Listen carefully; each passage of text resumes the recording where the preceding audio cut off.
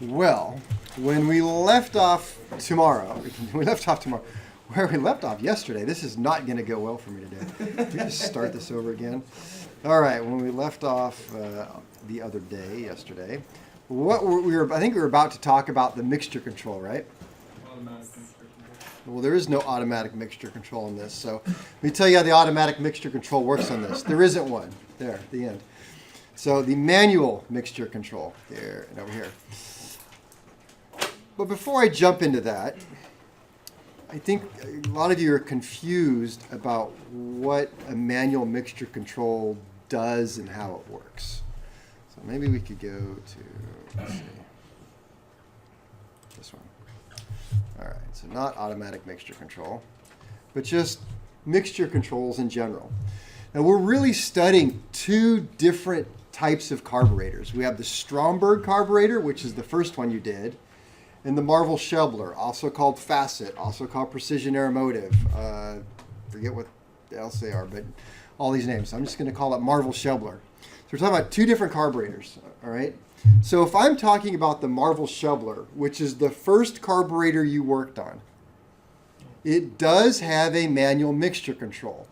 That's the one that I said it was even an option on some planes. It didn't even come with the option with the knob in the cockpit. They took the manual mixture control, put it on Rich, and safety wired it to Rich. And they said, it doesn't work anyway, don't worry about it.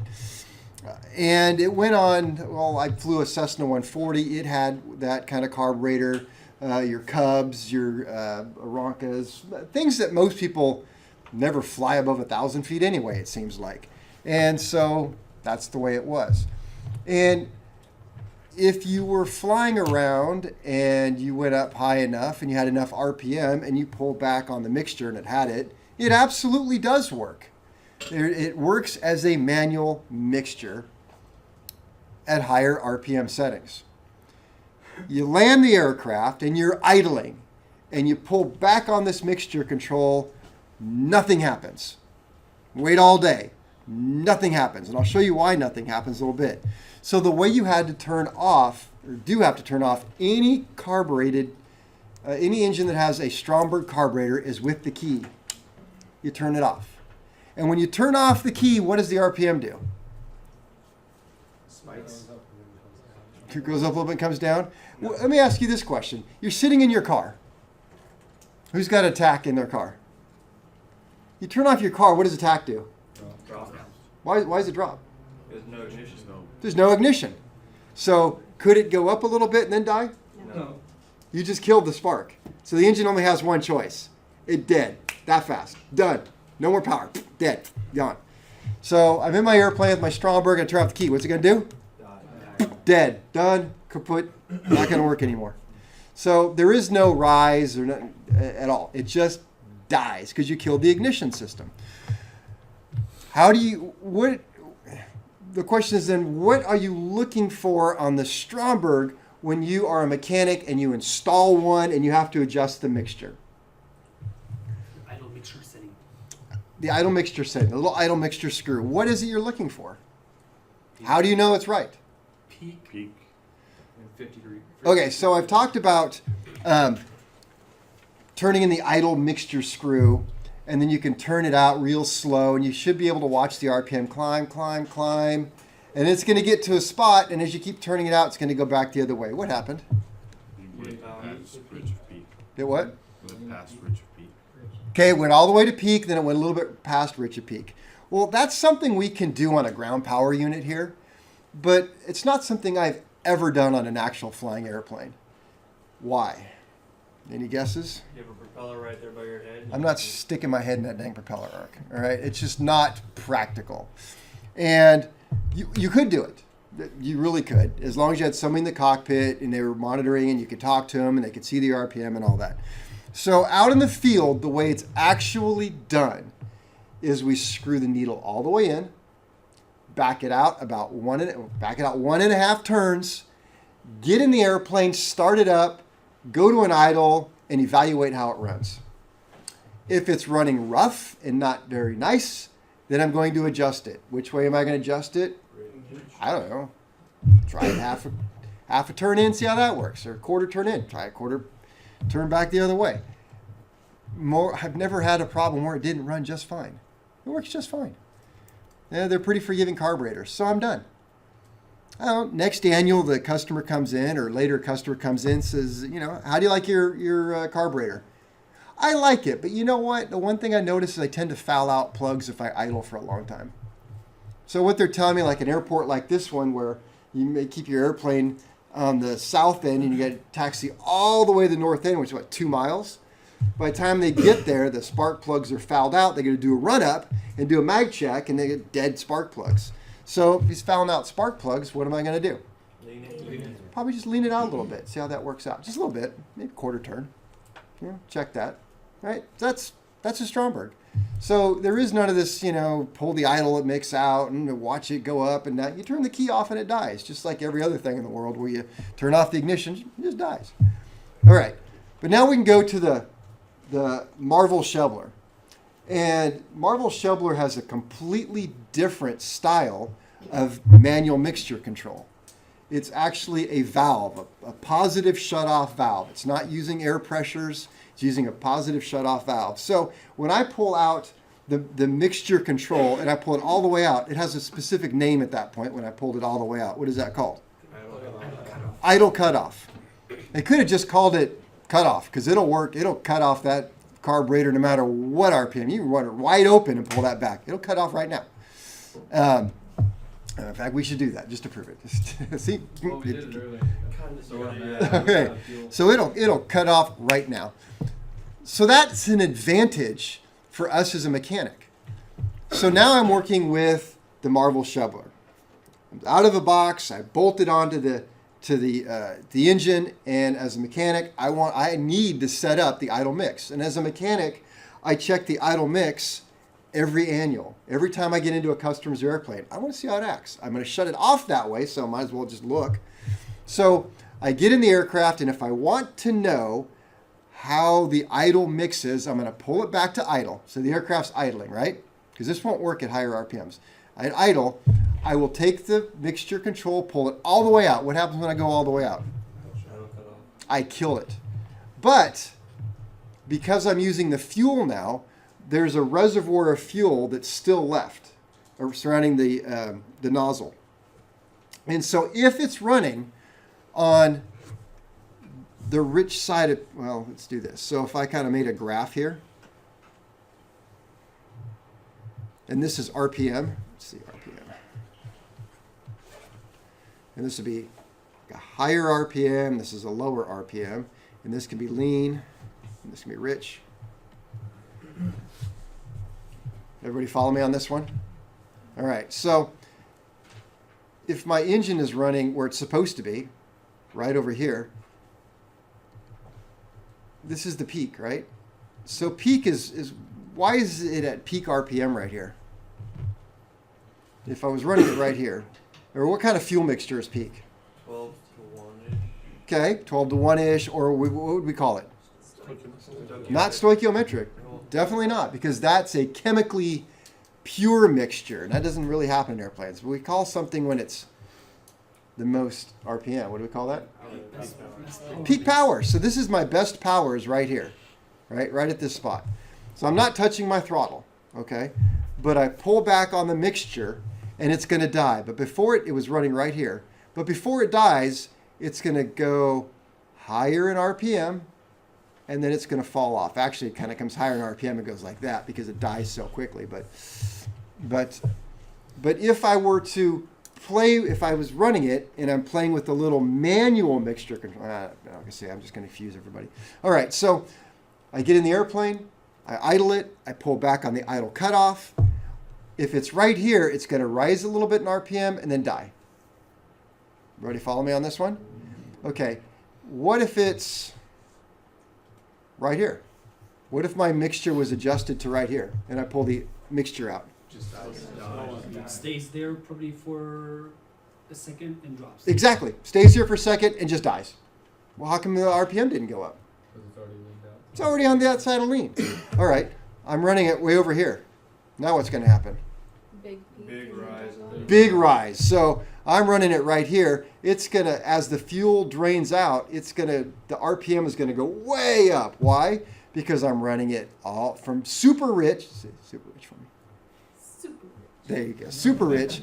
So it's going to start getting more, better, peak power, and then die off. Everybody follow me on this one? Who doesn't understand what I'm... Why? Huh? But why? Why what? Why is it doing the rise before it falls? Okay, good question. Always gets better for it. Yeah, because what's this thing? There's always a silver lining or something. Darkest before dawn. All right. So here is the carburetor we're actually talking about. And right here is right here is that positive cutoff. All right. So when I pull back on that idle mixture, I'm going to shut fuel off right here. So none of this fuel gets through. But from here, the main metering jet, this has got it's full of fuel. Okay. And right now it's sitting there and it's running and it's a little bit rich. And as soon as I cut off the fuel, it's going to use this fuel up before it dies. So as it's using this fuel up, it starts out with, it's got a little bit too much fuel. But what comes after a little bit too much fuel? A little less fuel. And a little less, and a little less, and a little less. So it's going to start leaning itself out instantly. So as it's leaning itself out instantly, because it's using up what's left of the fuel, the air is the same, but the fuel starts out here and just suddenly it goes down. But as it goes down, it goes from too rich, best power, dead. Hopefully you guys get that. I'm not sure how else I can explain that one. All right. So I tell you that to tell you this. Back to the Stromberg. Why didn't the mixture control work? Well, let's take a look at what it's doing. This is yellow, and this is blue. So yellow is air inlet pressure, or we've been saying ambient. Blue is pressure. It says below throttle plate, but that means here, which is really above the throttle plate. So we kind of have to look at both views here. So this inlet right here is located right here. So what color is it in idle? Yellow. It's yellow. Can I do yellow? Let's get a pin. Okay. Yellow. All right, so in the idle position, this is all yellow. So if I have yellow here, and yellow there, does it really matter what position this valve is in? If this is yellow and this is yellow, what's this side going to be? In idle, that's all you got. You got yellow and you got yellow. So you have two choices. You can have some yellow or some yellow. If I have some yellow, what's going to be inside of here? Yellow. Okay, now if I switch it and go with the other yellow, what's going to be in here? Yellow. That's at idle. You got two choices, ambient air and ambient air. So you can move it back and forth all day long, and all you're going to get is ambient air. But it's a different story when it's operating in this mode right here. So in this mode right here, we have suction right here, and we'll make suction the light blue. So we have suction right there, and we have yellow over here. So in the full rich position, which is what it is right here, you have a lot of yellow coming up here, ambient air. And a little bit of it's being stolen right here because this is suction, so it's got to go around and out this way. So some of it's coming up here, a little bit, leaving here, going that way and going up. And it's important that you start analyzing and realizing which way airflow is going, because when you get to pressure carbs, it's going to be critical that you understand that suction doesn't travel up this way and go in here and go that way. Well, air's coming up this way and going that way. Screwed up. All right, so that leaves still more yellow. So more yellow is coming this way, and this is going to be what? Yellow. All right, so that's the way it works right there. Now we're going to look up here. So if we shut down and kill a lot of this yellow, ambient air, there's only a little tiny bit getting through. And so what's this little tiny bit getting through going to do? It's going to get sucked back out this way. In fact, this isn't even enough to satisfy this right here. So little tiny bit's going to come this way, but this is going to start pulling a little bit of suction out of here. And as it starts drawing more and more air out of here, this is going to become more and more blue. As this becomes suction and it starts to match the suction over here, what happens if this matches this right here? No fuel flow. No fuel, because that's what it is in the off position. In the off position, the pressure around here matches the pressure in here, and the fuel doesn't flow. Well, the idea is not to have a cutoff. The idea here is to pull it all the way to lean, and it just runs lean. So in that scenario, there's still a little bit more pressure here than there is here. So it continues to flow. Whether or not it does that doesn't always. I can prove it on the ground where I can actually pull it to lean and give it enough throttle. It'll kill it. So do you understand, hopefully, why, number one, why doesn't the manual mixture control work on this on the ground? That's the first thing you should understand. Second thing is what's really happening when I go from rich to lean. Everybody follow? Any questions? Wait a minute, why did you say it didn't work? It doesn't work on the ground.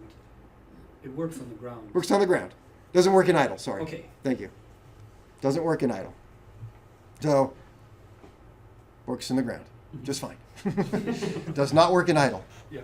All right, so number one, why doesn't it work in idle? Number two, how does it work? What's it trying to do? So once you get that, you're well on your way. The other question that I ask all the time, and I get all kinds of silly answers. I don't mean silly answers. I get a lot of, you guys give me good answers actually. But what I get is, I don't know. Let's look and see if I had a better picture. Is I ask, what happens if the throttle bushings go bad?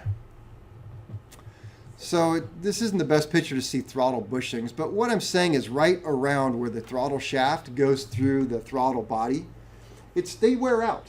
Now, funny thing is, I've never really seen a worn out Stromberg. For whatever reason, they really seem to last forever. Marvell Shebler, not so much. They're always wore out. Every time you pull in for overhaul, they're wore out pretty bad. The shafts are all eaten up. But anyway, so that's going to start getting wore out. And then the shaft has movement to it, and the butterfly has a little movement to it. I've never, ever experienced or heard a pilot complain about anything. They don't say my throttle jumps all over the place, or I'm looking at my throttle in the airplane and it's just bouncing around. Hey, it doesn't do that. It's mounted solidly to the aircraft, and then it goes out and it's got a shaft, a rod that holds it, and it just doesn't move all over the place. And the RPMs don't seem to be erratic. Now, maybe that does happen. I've just never experienced it or heard anybody tell me. So you kind of have to get rid of that mindset that what's going to be the main problem? Well, it's going to jump all over the place. It doesn't. It just wore out. And if you grab it and wiggle it, sure enough, it moves all over the place if you grab it and wiggle it. But most of the time while you're flying the airplane, nobody's out front grabbing and wiggling your stuff. So, that I know of. All right. So, the problem is you start getting a gap right in here. So, the throttle shaft no longer fits in the bushings tight. It's no longer an airtight seal. So, you have a big hole, and you have a little shaft now, if I'm exaggerating, and that bounces around in there. So, that's not the big problem. It'll work just fine that way, bouncing around. What doesn't work well is having a big hole and not having it filled. So what is the air pressure around the carburetor? Lower than ambient. No, most of the time it's higher. Okay, so what is the pressure in here? Lower than ambient. Lower than ambient. What is it here? Way lower than Way lower. Well, technically, I think a vacuum would be anything less than ambient, so definitely be vacuum no matter what. So way lower. All right, so let's look at way lower over here. So I have this gigantic vacuum. And I have ambient air outside of it, and I have a path for the ambient air to get to the vacuum. So what's it going to do? Spoil it. It's going to what? Spoil the pressure. Spoil the pressure, or the air is going to suck in through the. It's going to suck it in through all the openings it can find. All right. It's the same question if I would ask you, hey, you guys bolted this up to the ground power unit. What if you didn't use a gasket? Or the year before, I could ask you this. Let me see. It was warped. We had a warped flange. And so what happens if you bolt this up to a warped flange? Okay, all these places are an air leak. And so you get an air leak, whether it be there or around here. Air is going to get in. What is the thing on this that's measuring the air over here? Venturi. Okay, so if this is the measurement and the air is getting in here or here, is air getting through without being measured? If air is getting through without being measured, what is the airplane going to do? Go lean. It's going to run lean. All right, so if you're over here, you're just, it's kind of hard to tell on the wide open throttle because the the pressure differences are getting closer and closer together. So inside of here at wide open throttle, you're only an inch or so below ambient. So really, you don't suck as much air. And so the problem starts to kind of go away. Now you come over here, and there's a giant difference between the manifold pressure and the outside. So the difference is dramatic. In fact, an airplane that has a big enough leak will not idle. I was gonna ask, whenever it's an idle, wouldn't the extra air make it to where it idle higher? RPM will start going up. So why does, okay, let's make sure I don't lose that point. But so the measurement is a little bit over here coming through this. We don't have a venturi, it's just depending on suction to pull it out here. We're going to start losing some of our suction. So that means it's going to go rich or lean. I don't feel like everybody believes that. Does everyone want to say lean? Everybody say lean if you're listening to me. All right, Sarah didn't say anything. So, yeah. All right, so it's going to start going lean. Also, it's going to increase RPM. How did it increase RPM at the same time it went lean? That just, what? Okay, what really makes an airplane get faster? We open up the throttle. What if we open up the throttle? What does it get more of? Air. Now, we used to have on the ground power unit a little petcock valve, which is just a little tiny valve that I could open and create an air leak. And I can tell you right now, whenever something is in line with a hole, that means it's open. This means it's closed, right? And somebody made that special, so this was open and this was closed. And I think the whole point was to try and trick students into, I don't get it. Why is this thing not working? And then get frustrated. And so I took it off, and I don't like frustration. I should find a nice one where we know, and I could show you a little air leak. Just start opening it up, and as soon as you start opening up and letting a little more air in, the RPM goes up because the cylinders are getting the air that they wanted. And so think about it, it turns a little bit freer because it's fighting against the suction. Now it doesn't have to, so it starts to speed up a little bit, but it's losing fuel, so it is going to start running lean. So that's two bad things. So what's the pilot going to complain about as the throttle bushings start wearing out? High idle. Okay, so if it's this specific carburetor, probably high idle. They would come to you and say, hey, can you adjust my idle down just a little bit? And now, of course, that brings up the next question. How would you adjust the idle down just a little bit? The set screw on the throttle arm. Back it out just a little bit. But remember, whenever somebody comes to you and says, hey, could you adjust this? The first question you should ask is, why am I adjusting this? Always ask, why am I adjusting this? What happened? So, can you adjust my RPM a little bit down? Why do you want it down? Yeah, I wouldn't ask like that. Say, well, I guess maybe you could, but has it always been a little bit too high for you? No. As a matter of fact, it's weird you should ask that. When I bought the plane, it was right at 550 and idled real nice. Then, I noticed it was closer to 600, an annual ago. And now this annual, it's all the way up to 600. So it's climbed like 50 RPM. So what do you want to check? Yeah, go up, just go up the grip, say, sure, I'll happy to adjust it for you. But, I'm going to check your bushings too, make sure that's not a problem. Here at the same spot, just before you put the screwdriver on it, grab the throttle and move it around. If it's just really sloppy loose, say, hey, the reason why your RPM has been increasing on this carburetor is because your throttle shaft bushings are very loose and you've got an air leak in there. We should really fix that. but probably not going to happen with this carburetor. Let's talk about the Marvell Shebler carburetor. What are they going to complain about first? Could it be the same thing? Could they say, hey, I noticed that my RPM is a little bit higher than it used to be? Absolutely. Okay, Marvell Shebler. Well, this carburetor, the Stromberg, how is the pilot turning off his airplane, or her airplane? Key. So they're going to ever talk about a mixture rise? No, it's just not something they think about. Marvell Shebler carburetor, how are they going to shut it down? Idle cutoff. Okay, so what are the pilots supposed to be trained to look for? RPM rise and RPM rise or not. Now the throttle shaft bushings have worn out, so it's going to be running rich or lean? lean. Lean. So they pull back on the idle cutoff. What's it going to do? Dive. Just die. Does there be any rise? No, because it's already on the other side of lean. It's already, where are we at? It's already over here.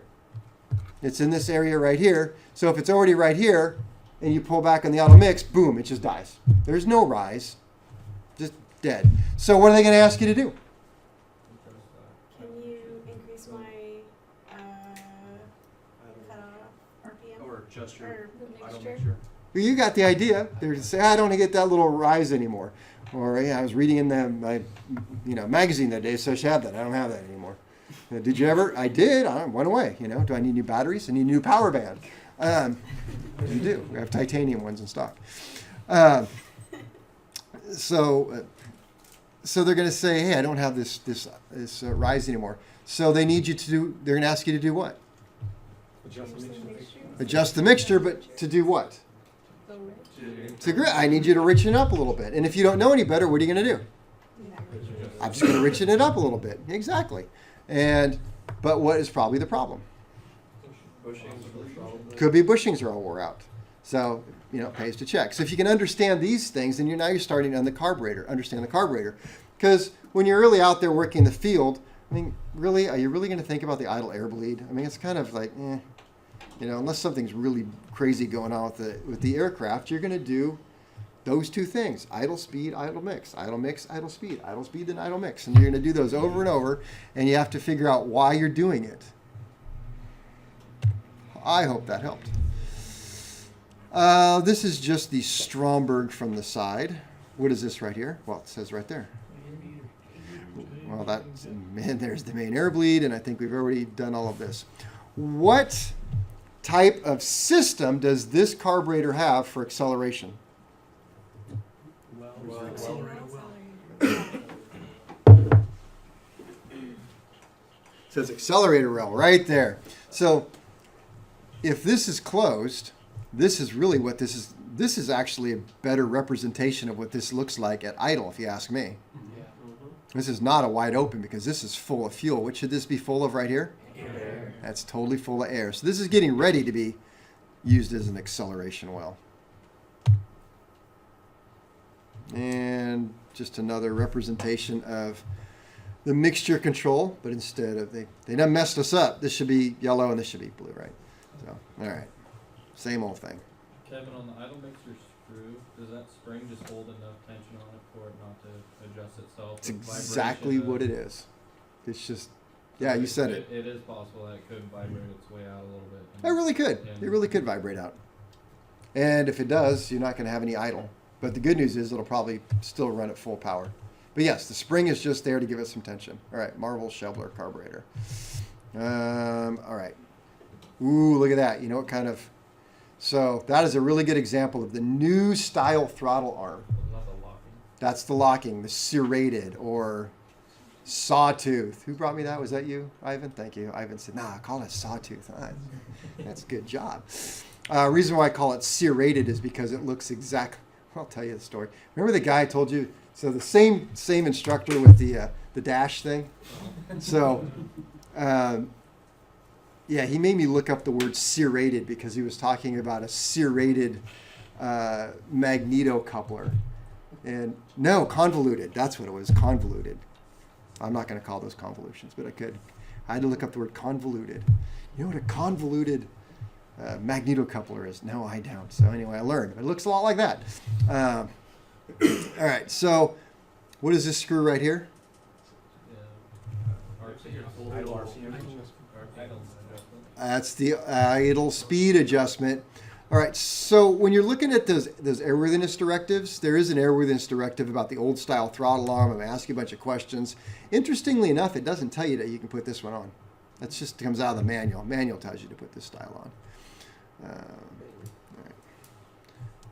Yes? What are the names between the face and the Spot bottom? face and milled flat? Yeah, spot. Okay, so this is my example of spot faced. It's not the best example. And milled flat goes when it goes all the way across. So if they would have milled flat this, it would have went from here all the way across.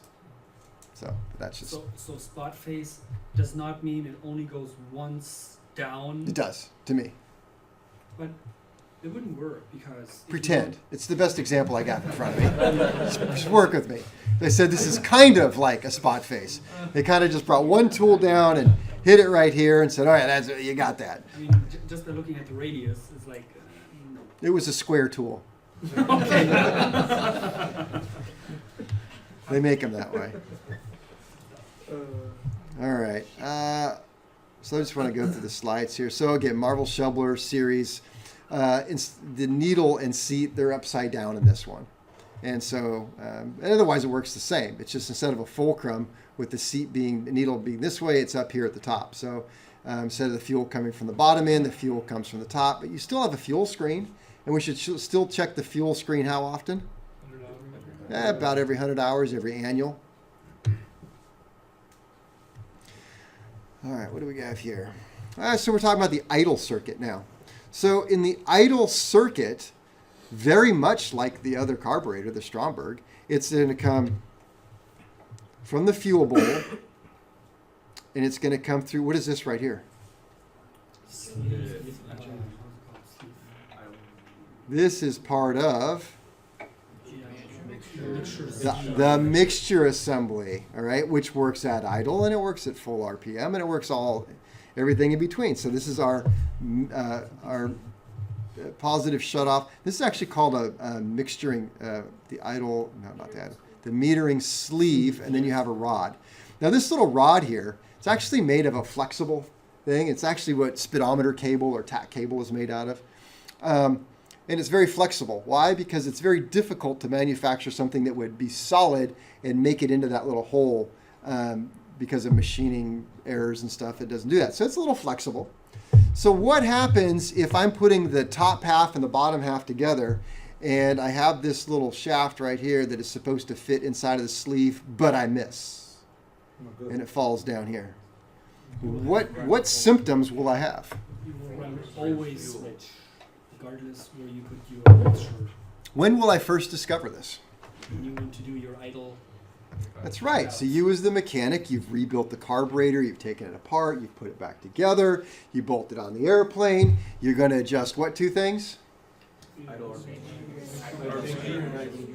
Idle mixture, idle speed. So you go, and like I said, I actually set the idle mixture first. So I lock the throttle in the cockpit because it has a lock on it. So I can lock it right where I want it, and I'm happy. And I grab the idle mixture, and I watch for it to do what?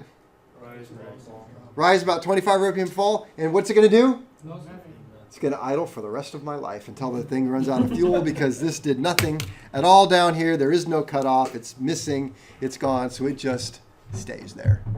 And I've actually had a couple mechanics. That happens more often than you think. And it's funny. Mechanics, new mechanics. Hey, Kev, that thing isn't working. It's because you didn't put it. How flexible do they make that though? Because when you feel it when you're trying No, it's extremely flexible. Okay. And it's actually very hard to see it when it goes in. And Yeah. It almost looks like a spring, actually, like a really long. it is, spring. it's speedometer cable is what it's kind of is. Or if you make a speedometer cable, it's actually a mixture control rod. But it depends on what you're doing. So you really wouldn't feel it, wasn't too high. You cannot feel it. You don't know it. In my shop, the way I did it is I actually would shop air, not shop air, but if it's quiet enough, and tell people quiet, blow into it and move it back and forth, and you can hear a slight pitch change. And that's how I learned to do it. So this from that pitch change. All right. So fuel is coming out of the fuel bowl through that metering sleeve, up here, and the first thing it's going to see is the main metering jet, which is part of this assembly right here. It's part of the discharge nozzle. It's on the bottom of the discharge nozzle. They Yeah. call it power jet. They do call it a power jet. What does that call it? Metering jet. That's right. So they do call it a power jet. It's the same thing. All right, so yeah, it comes up. Does that do any metering right now?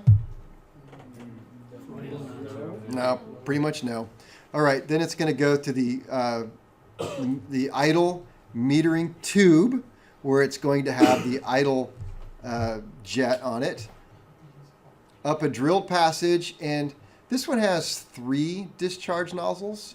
Some of them have 4, some of them have 2. It just depends on the carburetor, and because there's the MA4, the MA4PA, the MA4 SPA, just all these different models, and they do different things. So in this particular case right now, which one is going to have fuel coming out? You have to match the color.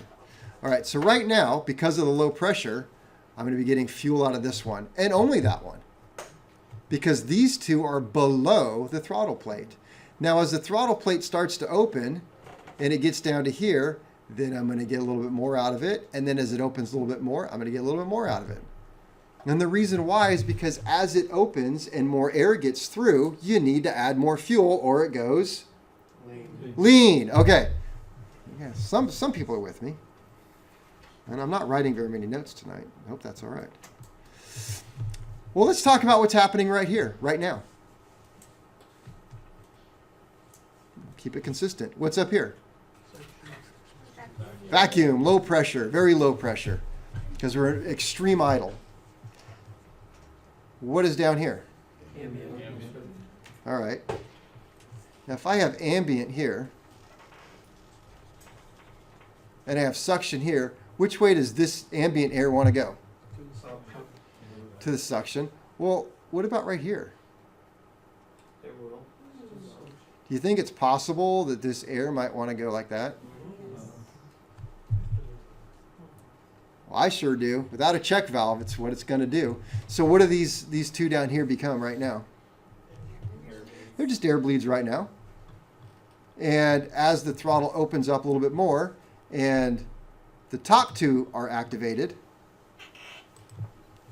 then that's going to change. So, well, I've already had something there. Then this is going to be an air bleed down below, and this one is going to be having fuel. And then eventually, all 3 of them are going to be having fuel, and no air bleed here. There's an air bleed somewhere else. So, air bleed's right here. Yeah. Does that air bleed emulsify with the fuel? Absolutely, that's what his job is. Anytime you mix air and fuel, that's what's going to happen to it. While we're looking at this one, this right here is the, I'm sorry, I know you can't see that really well, so sorry. We have the Venturi. So here we have the Venturi. This is the primary. You know how I know that's a primary? First. Well, because of an airworthiness directive.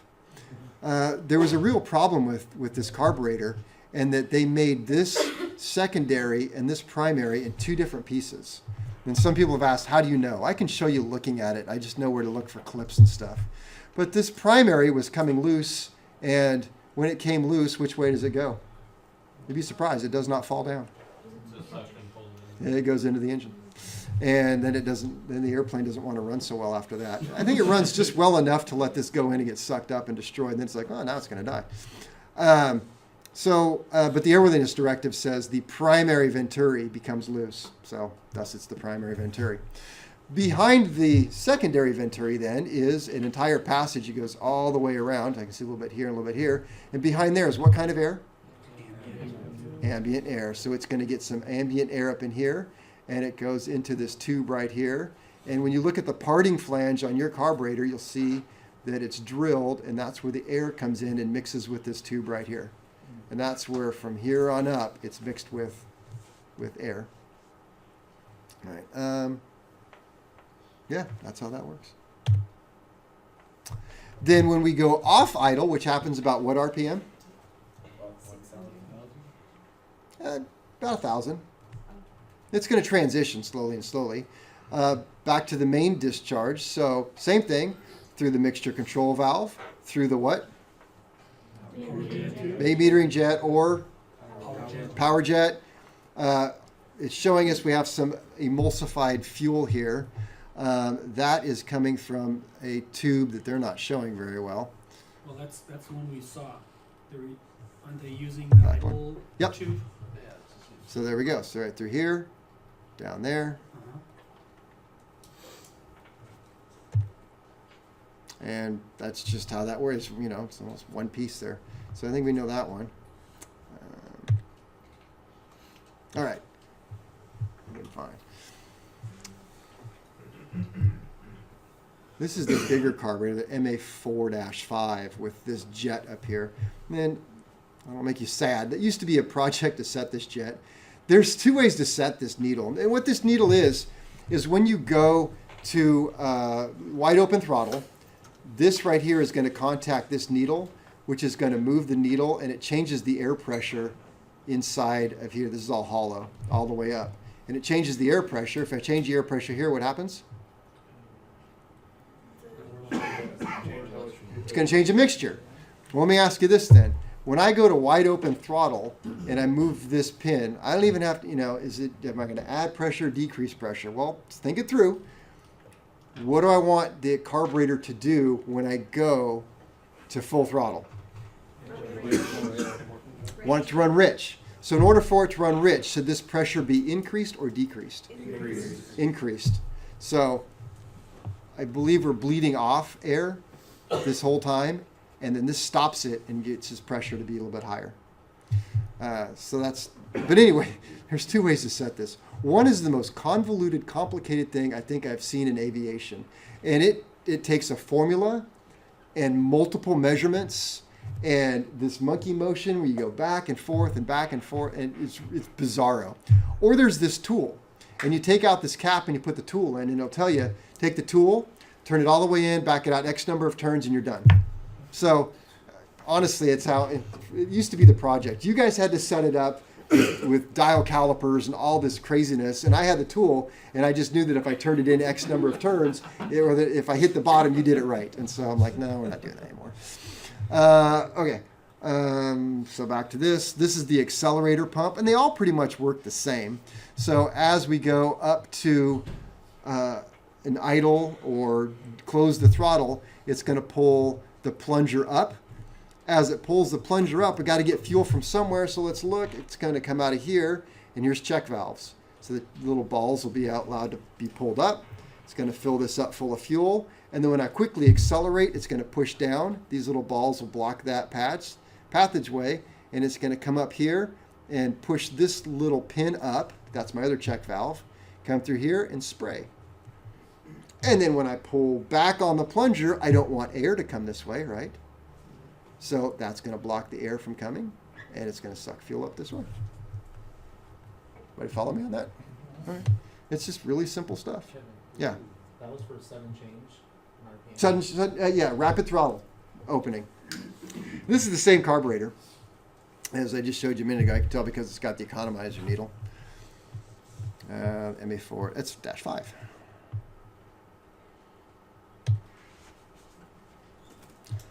And this is putting it all together. Let's see if there's And anything you else also on here. mentioned you can use it starting the engine You can. by Yep. rapidly Yep. spraying in fuel into the manifold. On some of our carburetors, I'm just going to give you a hint. You have an economizer hole drilled in to the throttle body. Throttle body is where the throttle is. You have an economizer hole. And when the throttle is up here, you have ambient air here. But as the throttle plate aims at it, you have a venturi across it.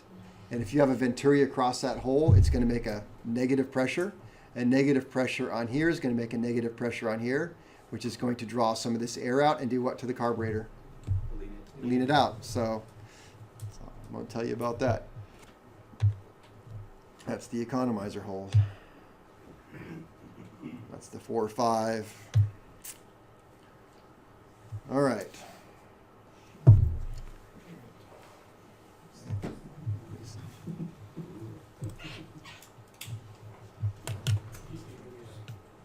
Is that just on the plug? What's that? So is that video just on the plug? Yeah, it's pretty short. Make sure you don't use shot bear.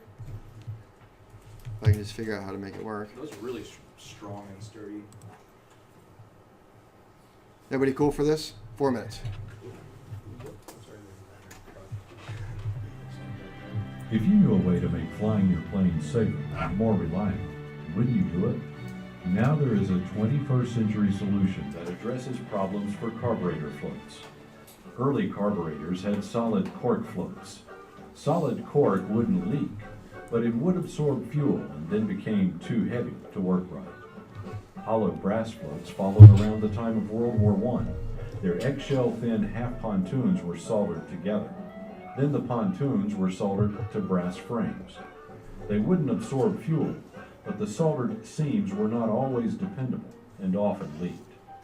About half of the FAA service difficulty reports on carburetors concern float malfunctions. For example, the engine failed to run more than 1 minute. The left pontoon was found loose in the carburetor bowl. And here, a pinhole permitted fuel to seep into the float, causing an emergency landing. Leaking and failing are caused by the difficulties encountered in hand soldering the seams in brass floats. In this hot submergence test, bubbles can be seen coming out of a defective float. If air can get out, fuel can get in. And if fuel gets in, the float will sink. In 2005, the Marvell Chevler solid epoxy float was invented.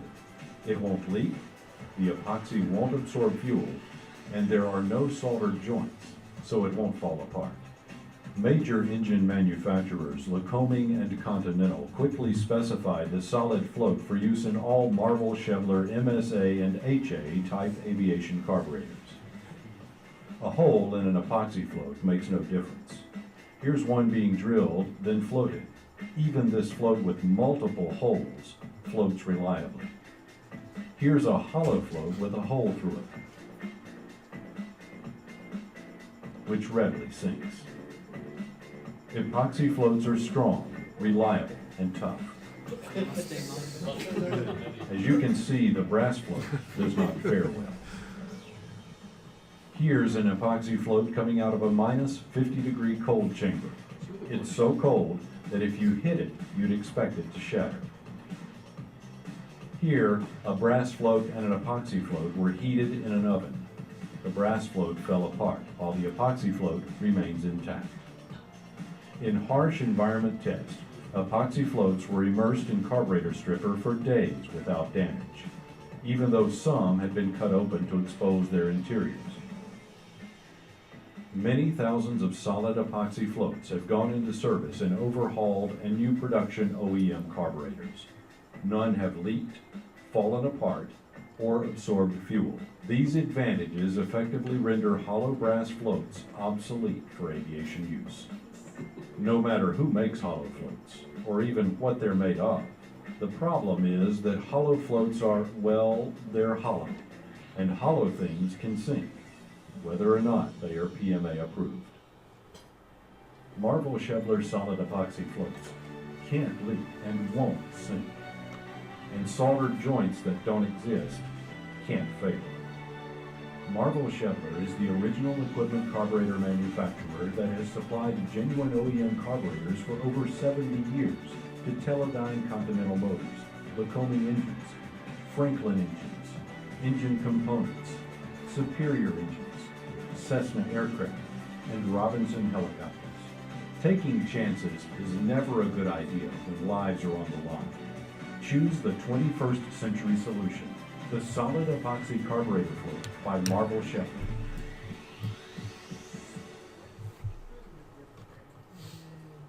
That's awesome. Okay, want to see awesome? All right. Well, the sad part is, watching this at home, you won't see this. Okay.